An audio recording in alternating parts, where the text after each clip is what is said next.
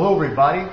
Today I'm going to show you two techniques I like to use when coating foam pieces for costumes. We're going to do that right here on the Evil Ted channel.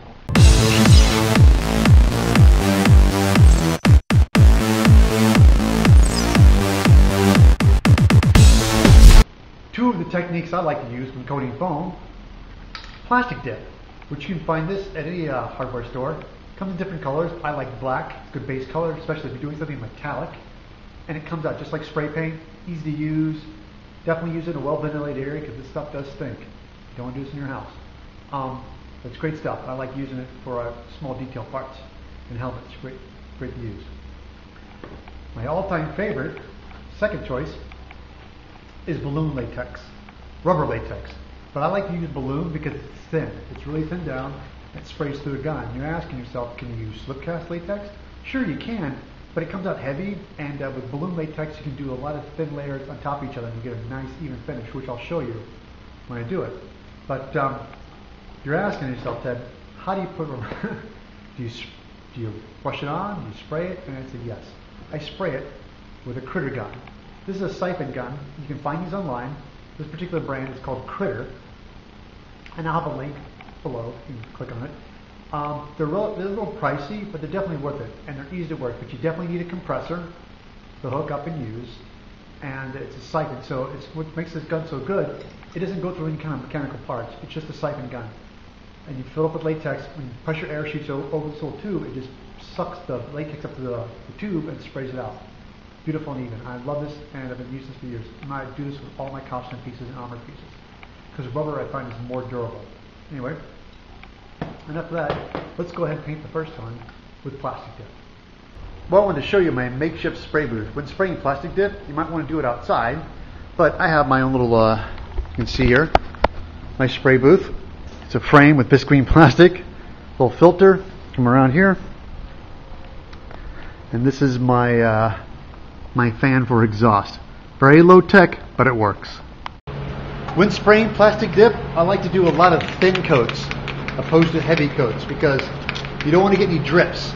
So real thin.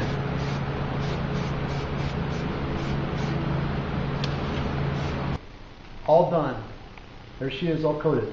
Done about 6-7 light coats on this helmet. You can see.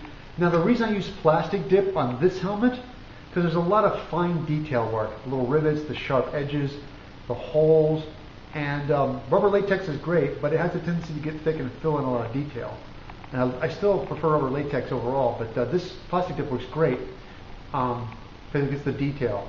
That's the pros. The cons is plastic dip won't take a lot of flexing and bending or flexing. It has a tendency to crack. But this is a helmet, so the helmet's not going to do a lot of bending. You're not going to be squeezing your head. So when it slides on, it's like a real helmet. So plastic is great for helmet pieces. And that's what I like to use it for. And for this particular one, this is the best choice. Okay, for my second choice for coating is rubber latex. And I have my second helmet I built here. This is the Inquisitor helmet. No, I did not do a tutorial on how to make this. If you want so, write to me, let me know. I'll give you this video. Right now, so I'm going to show you the techniques on how to use rubber latex and coating on this particular helmet. Okay, now I'm going to go ahead and load my critter gun with my balloon latex. Got my balloon rubber.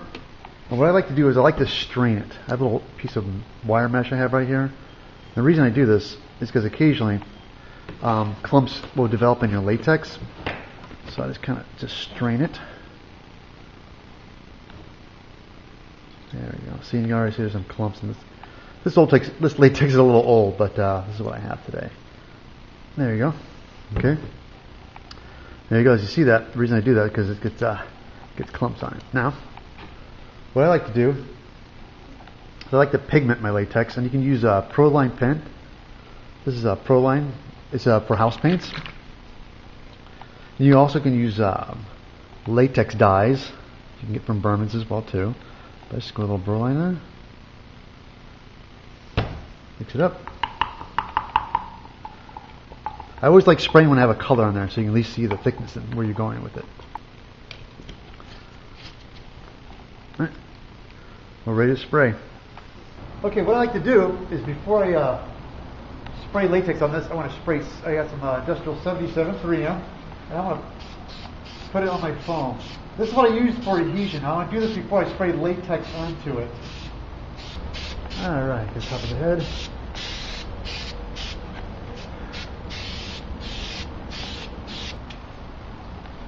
Now the trusty critter, which I have this through a compressor.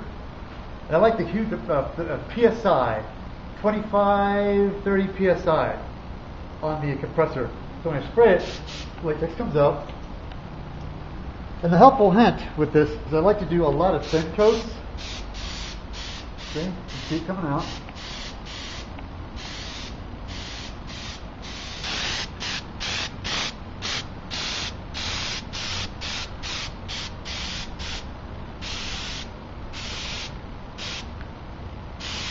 With latex, one thing about latex, once you start spraying, you can't stop, because latex, once it dries, will not stick to latex.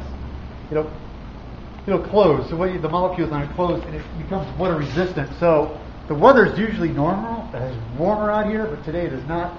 So what I have to do is do a little dry between coats. But the trick is not completely dry, semi-dry. So I just hit it with a hair dryer, and you can see it's not completely dry, which is good. I don't want it completely dry. Just want it semi-dry so I can put another coat on top so I can start building it layer by layer.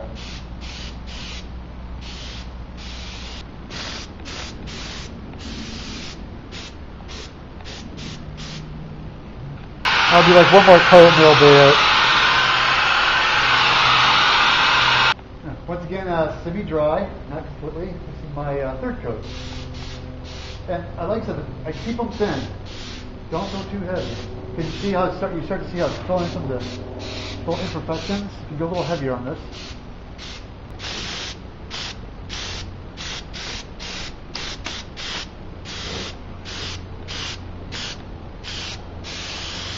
Be careful not to get too heavy because you don't want to get any drip. Just enough. Constantly moving. There we go.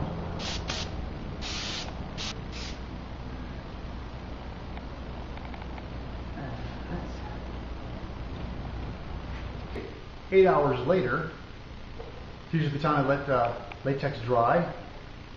This is all done, and this is like I said, this is the rubber coating, which I always prefer.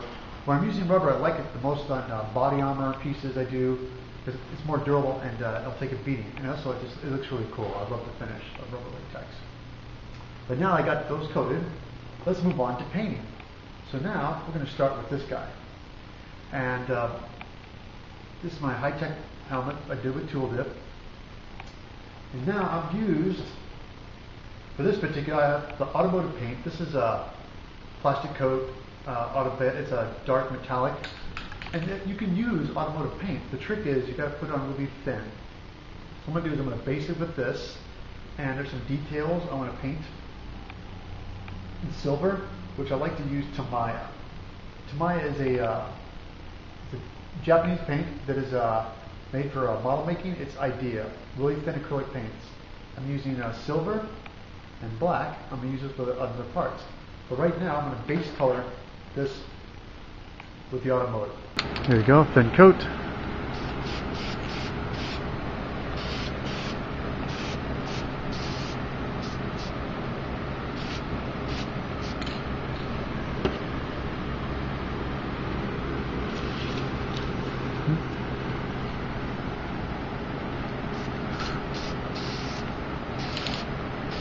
There it is, all painted.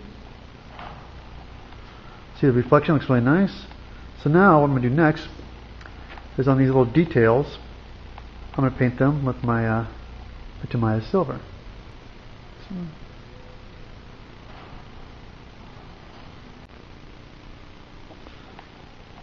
Alright.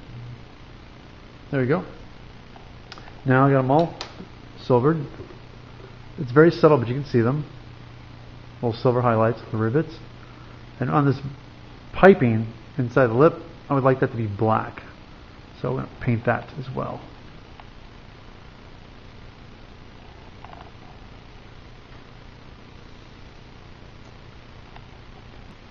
As you can see, I've got my black border all done. And now, the more I look at it, I like these holes, but I want to go dark. And instead of painting with a brush, I'm going to use my airbrush, which got a little tamai in there with some alcohol. So let's do that.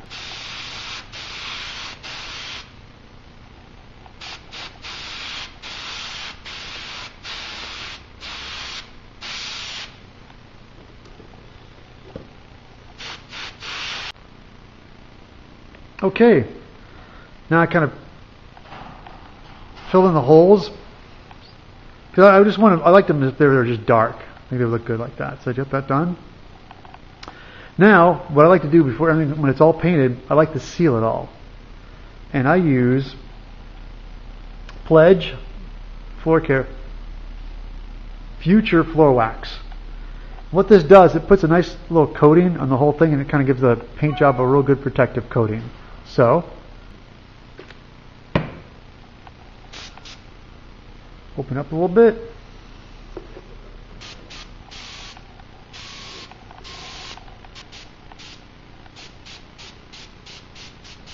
Alright, there we go, they're drying. That's about 2 coats of the floor wax.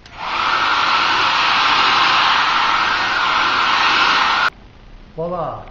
This concludes on how to foam fabricate, coat, and paint a helmet here on the Evil Ted channel. And you can follow me on Twitter at EvilTed40.